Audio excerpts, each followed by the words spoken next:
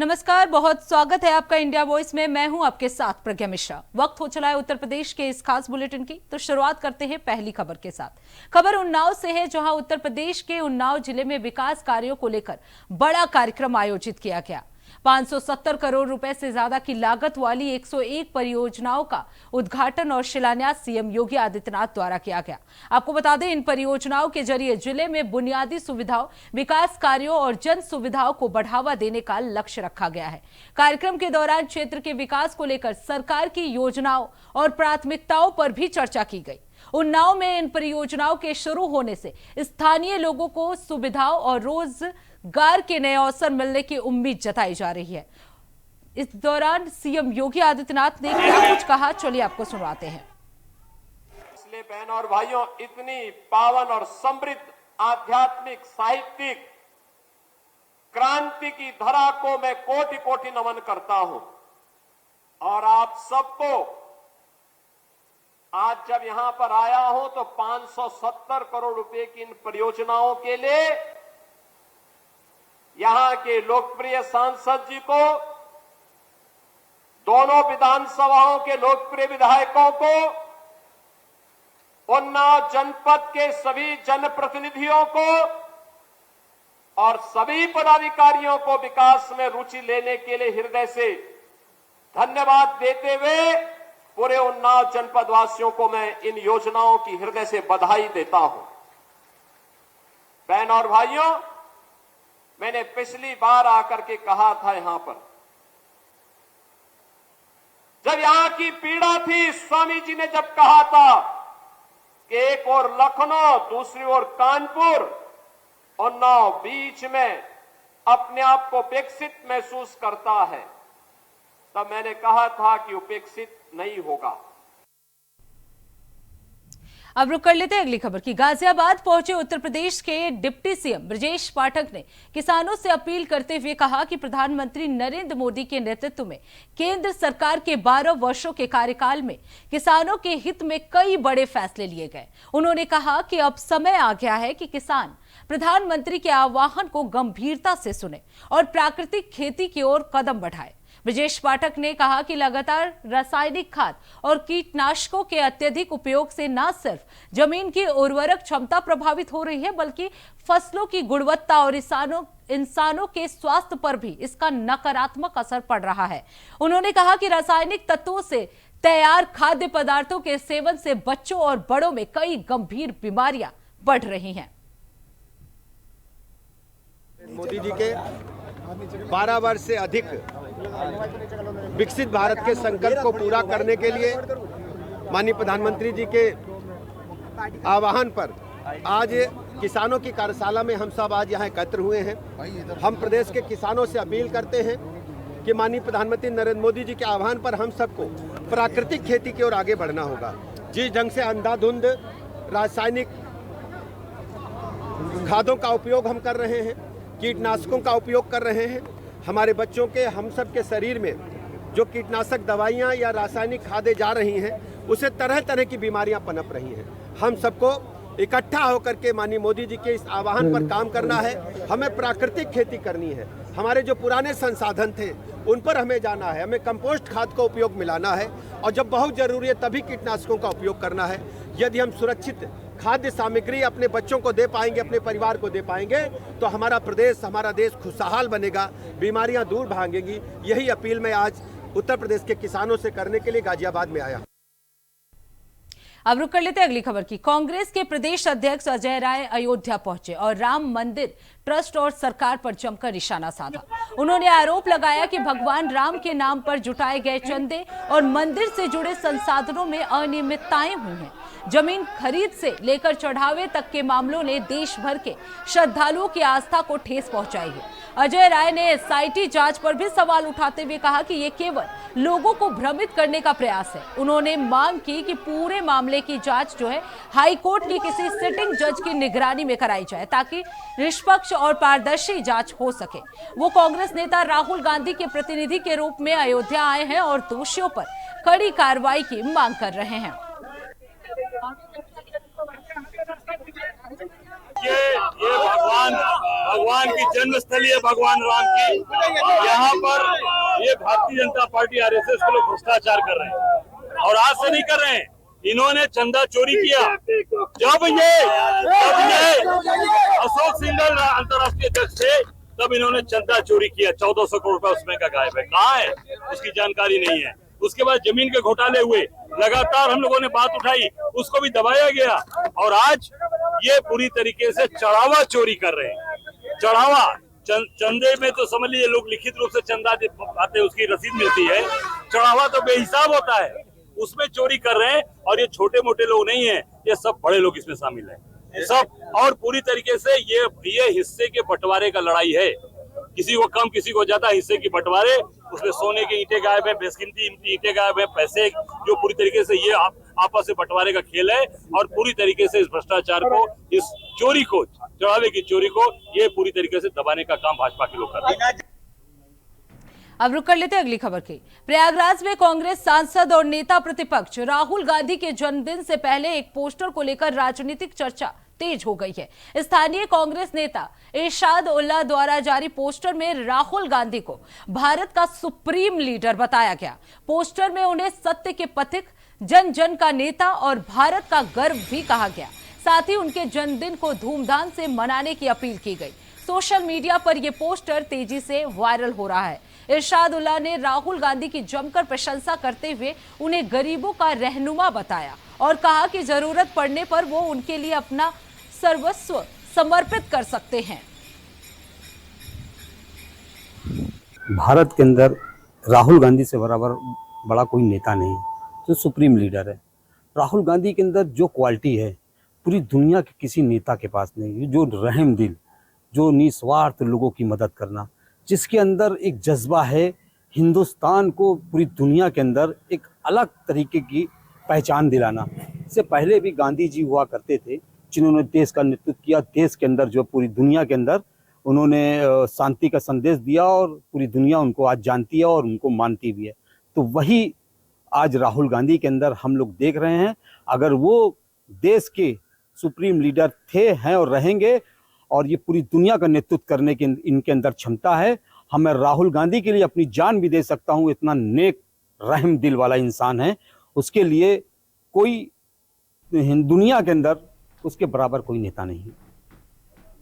अब रुक करते हैं अगली खबर की। यूपी में दावों की राजनीति जारी है। अब यूपी सरकार में मंत्री ओपी राजभर ने दावा किया है कि सपा के बागी सांसदों के गुट का नेतृत्व उत्तर प्रदेश की बागी भूमि का एक लाल करेगा। वहीं सपा का दावा है कि बीजेपी सत्ता से जा रही है और सपा आ रही है, इसलिए ऐसी बयानबाजी हो रही है।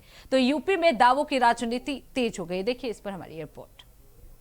26 सांसद टूटने को तैयार बैठे, हम लोग तोड़ ही नहीं रहे हैं। पहले ओम प्रकाश राजभर और अब केशव प्रसाद मौर्य के दावे से यूपी में सियासी हलचल बढ़ गई है। जहां राजभर सपा में टूट का दावा कर रहे हैं, वहीं यूपी के डिप्टी सीएम केशव प्रसाद मौर्य कह रहे हैं कि सपा के 25 से 26 सांसद टूटने को तैयार हैं। इसी बीच राजभर के नए एक्स पोस्ट ने सियासी पारा और बढ़ा दिया है। राजभर ने एक्स पर लिखा, कल से सब पूछ रहे हो कि सपा में क्या टूट होने वाली है, तो सुनो। सपा के बागी सांसदों के गुट का नेतृत्व उत्तर प्रदेश की बागी भूमि का एक लाल करेगा, और करे भी क्यों ना। कल जिस तरह से सपा कार्यालय में सम्मेलन के नाम पर ब्राह्मणों को तिरस्कृत किया गया, उससे बागी बलिया का लाल बहुत आहत है। योजना पहले से थी, लेकिन कल की घटना ने आग में घी डालने का काम कर दिया है। टूट होकर रहेगी। ओम प्रकाश राजभर के दावे पर सपा सांसद सनातन पांडे का क्या कहना है, सुनिए। ये कहना कि मैं पार्टी नहीं छोड़ूंगा, एक सीधा सीधा जवाब होगा। संपूर्ण जीवन में मैं राजनीति में रहूं, राजनीति में न रहूं, सांसद रहूं, सांसद न रहूं, लेकिन मेरे पूरे शरीर में समाजवाद भरा हुआ है। हमको समाजवाद और समाजवादी पार्टी से दुनिया की कोई ताकत अलग नहीं कर सकती है। वहीं समाजवादी पार्टी दावा कर रही है कि हमारे सांसद नहीं बल्कि बीजेपी के 50 विधायक सपा के संपर्क में हैं। सपा सांसद नीरज मौर्य का कहना है कि अगले चुनाव में अखिलेश यादव की जीत होगी। भारतीय जनता पार्टी और इनके नेतागण 2024 में जो उत्तर प्रदेश में बुरी तरह से हारे हैं उससे कैसे उभरें, इसलिए वो इस तरह के दुष्प्रचार कर रहे हैं और अपने आप को सांत्वना दे रहे हैं। समाजवादी पार्टी के समस्त नेता, सांसद, सारे लोग जमीन पे काम कर रहे हैं और 2027 की तैयारी में लगे हैं। 2027 में जो 24 परिणाम आया था उससे कहीं आगे बढ़ के समाजवादी पार्टी 27 में चुनाव जीतने जा रही है। केशव प्रसाद मौर्य को खुद नहीं पता कि वो 2027 से पहले कहां जाने वाले हैं। उनको खुद अभी ये जानकारी नहीं है कि भाजपा जा रही है और समाजवादी पार्टी आ रही है, इसलिए वो लोग खुद बौखलाए हुए हैं। वो इसीलिए गलत सलत बयान दे रहे हैं। समाजवादी पार्टी एक बहुत मजबूत पार्टी है और देश में तीसरे नंबर की पार्टी है। के कम से कम 50 विधायक, मैं गिनती के साथ बोल सकता हूँ, 50 विधायक इस समय समाजवादी पार्टी के संपर्क में हैं। उनको बचाइए। समाजवादी पार्टी सबका स्वागत करती है और तैयार है। ये ना हो जाए कि दूसरों की बात करते करते अपना ही घर लुट जाए, आपको पता ना चले। देखिए, जो बिका हुआ हो ओम प्रकाश राजभर की तरीके से, वो खरीदार कैसे हो सकता है? ओम प्रकाश राजभर तो वो स्क्रिप्ट पढ़ रहे हैं जो उनको दिल्ली से दी जाती है। मैं तो जिम्मेवारी से कहता हूं कि पिछले 20 दिन की उनके सोशल मीडिया की पोस्ट उठा लीजिए और ओम प्रकाश राजभर से कहिए कि दोबारा लिख दे। जो दिल्ली से किसी जोशी के पास से, किसी मालवीय के पास से या किसी शाहजी के पास से आती है, वो स्क्रिप्ट ओम प्रकाश राजभर पढ़ता है।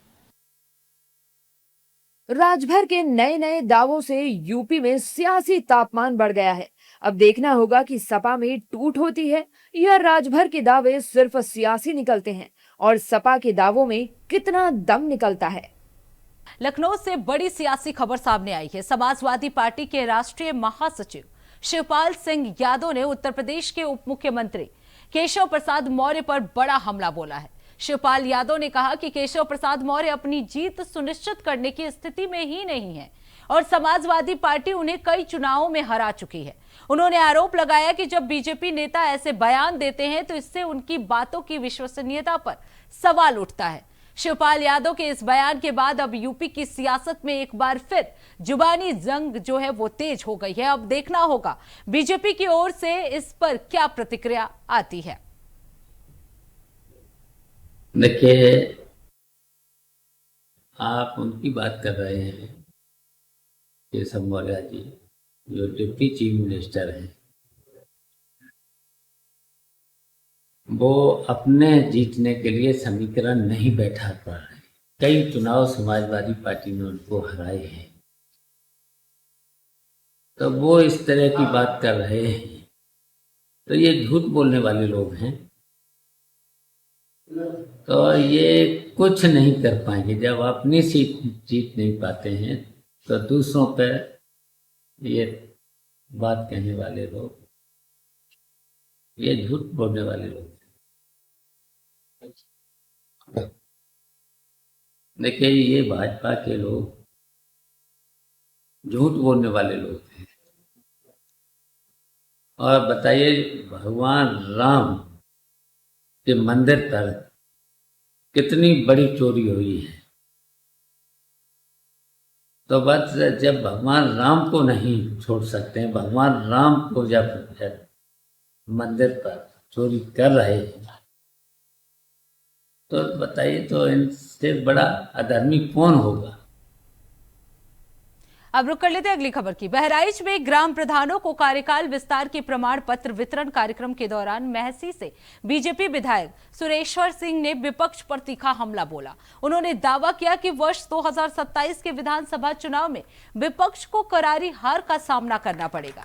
विधायक ने राहुल गांधी और अखिलेश यादव पर भी तंज कसते हुए कहा कि बीजेपी की जीत निश्चित है। राम मंदिर मामले में एसआईटी गठन को लेकर विपक्ष की आलोचना पर उन्होंने कहा कि प्रदेश में विकास कार्य स्पष्ट रूप से दिखाई दे रहे हैं। साथ ही उन्होंने प्रधानमंत्री नरेंद्र मोदी के कार्यकाल को ऐतिहासिक बताते हुए उनके नेतृत्व की सराहना की।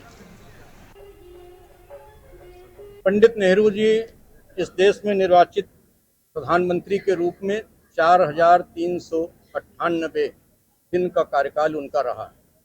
आज जब हम प्रेस वार्ता कर रहे हैं तो मोदी जी का कार्यकाल 4400 7 दिन पूरे हो गए हैं।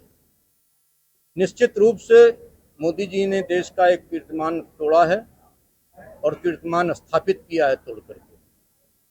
ये इससे सर्वविदित होता है कि मोदी जी का कार्यकाल, मोदी जी की संवेदनशीलता, मोदी जी के कार्य करने की क्षमता और मोदी जी के विदेशी निर्णय विदेश के रूप में पूरी दुनिया में मोदी जी की जय जयकार होती है। सबसे लोकप्रिय अगर कोई नेता है इस पूरी दुनिया में तो लगातार 3 वर्षों से हमारे देश के प्रधानमंत्री मोदी जी दुनिया के सबसे लोकप्रिय नेता हैं। इसी से अंदाजा लगाया जा सकता है कि वो हैं कार्यकाल को, उनके कार्यकाल को तोड़ा है पंडित नेहरू को, और भी आगे कार्यकाल उनका लगातार अनवरत चलता रहेगा। अब रुक कर लेते अगली खबर की। अलीगढ़ में टीईटी की अनिवार्यता के विरोध में बड़ी संख्या में शिक्षकों ने जिला मुख्यालय पर प्रदर्शन किया। अखिल भारतीय राष्ट्रीय शैक्षिक महासंघ के आह्वान पर आयोजित इस प्रदर्शन में शिक्षकों ने सरकार के निर्णय के खिलाफ नाराजगी जताई। प्रदर्शनकारियों का कहना है कि वर्ष 2011 से पहले नियुक्त शिक्षकों के लिए टीईटी अनिवार्य नहीं थी, लेकिन बाद में नियमों में संशोधन कर पुराने शिक्षकों पर भी इसे लागू करने का प्रयास किया जा रहा है। शिक्षकों ने इसे अनुचित बताते हुए विरोध दर्ज कराया है और चेतावनी दी कि वो इस व्यवस्था को लागू नहीं होने देंगे। प्रशासन को इस मामले को लेकर ज्ञापन भी सौंपा गया है। प्रोटेक्ट था, ये टेट को लेकर था, जो हमारी नियुक्ति हुई थी 2011 से पहले। जो टीचर एलिजिबिलिटी टेस्ट थे, हम जो उनकी मानक थे हमने सब पूरे किए और उसके बाद हम विभाग में नियुक्त हुए। और उसके बाद विभाग में 2017 में अमेंडमेंट पूरा करके इन्होंने हमारा उस संशोधन करके और उन्होंने टेट हम पे लागू कर दिया। लेकिन जो चीज़ जो विज्ञप्ति निकली थी उसमें टेट कहीं था ही नहीं। 2011 से पहले टेट ही नहीं था। तो जो हमने मानक पूरे किए, हम बीटीसी, हम बीएड थे, हमने विशेष बीटीसी कराई गई विभाग से, हमें सरकार से, हमें उसके बाद हम सरकार में नियुक्त हुए। उसके बाद नियुक्त मेरी सेवा को 17 साल हो चुके हैं। 17 साल से हम उस सेवा में हैं। प्रमोशन 2017 में हो गया था हमारा। मैं नगर क्षेत्र तत्रौली में हूँ। अब रुक कर लेते अगली खबर की। चंदौली जिले के चौकिया तहसील के लिया बाजार स्थित अमृत सरोवर की भूमि पर किए गए अतिक्रमण को प्रशासन ने हटवा दिया है। अभियान के दौरान जेसीबी मशीनों की मदद से कच्चे मकान, झोपड़ियां और मीट मुर्गे की दुकानों को हटाया गया। कार्रवाई के दौरान कुछ लोगों ने विरोध भी किया, लेकिन भारी पुलिस बल की मौजूदगी में पूरा अभियान शांतिपूर्ण ढंग से संपन्न कराएगा। तहसीलदार ने स्पष्ट चेतावनी दी कि दोबारा अतिक्रमण करने वालों के खिलाफ सख्त कानूनी कार्रवाई की जाएगी। अतिक्रमण मुक्त कराई गई भूमि को आगे के विकास कार्यों के लिए संबंधित विभाग को भी सौंप दिया गया है।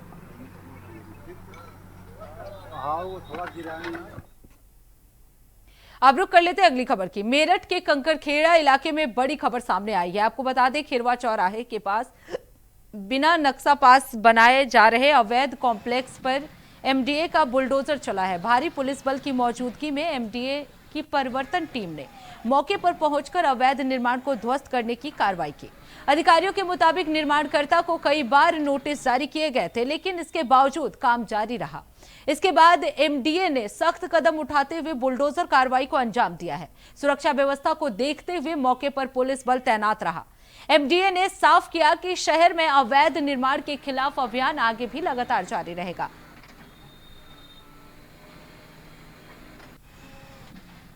अब रुक कर लेते हैं अगली खबर की। मेरठ के सुमा थाना क्षेत्र में रामराज के पास फिरोजपुर सैफपुर गांव में घर के बाहर खेल रहे एक 7 वर्षीय बच्चे की हत्या का सनसनीखेज मामला सामने आया है।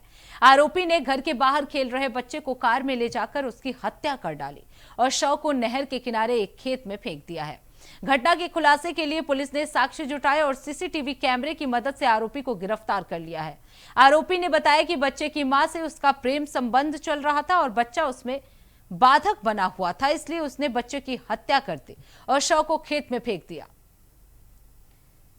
देखिए इस पर हमारे संवाददाता शाहरुख सैफी की रिपोर्ट। 16 जून 2026 को थाना बैसमा पर एक बच्चे की गुमशुदा की सूचना प्राप्त हुई। इसमें तत्कालीन 4 टीमों का गठन किया गया था, जिन्होंने सीसीटीवी व सर्विलांस के माध्यम से अर्पित पराशर एक व्यक्ति को हिरासत में लिया, जिसने पूछताछ में अपना जुर्म कबूला है। और इसी की निशानदेही पर जो बच्चा है उसकी शव को बरामद किया गया खेतों से। इसमें एफएसएल टीम को मौके पर बुलाया गया है। वह इसमें अपहरण की जो है वो बात जो है वो सत्य नहीं है, प्रकाश में नहीं है ऐसा कुछ।